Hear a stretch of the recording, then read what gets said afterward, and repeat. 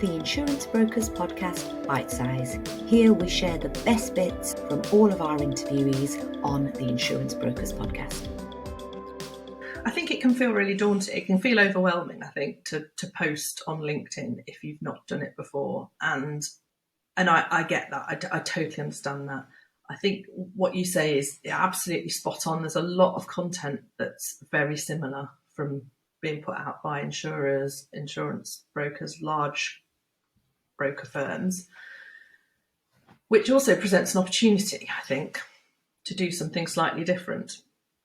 Now, in terms of sales, non-sales content, when I'm talking to my clients and we're building their profile on LinkedIn, we are very much focused on educating, informing, giving value as opposed to selling. So it's probably like the 80-20 rule. 80% of the content we put out is information. And then 20% of that might be information with a call to action that's more salesy. And I think it goes back to thinking about who your ideal client is and what their challenges are, and where your client is right now. What do they know?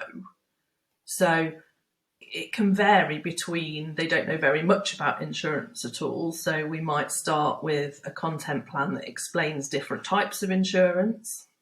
And we tend to do that by making, writing it in plain English with examples that they would understand or scenarios that they might have come across. So it becomes more relatable. We use stories, so something that might have happened to somebody and kind of explain things like that. They tend to work quite well.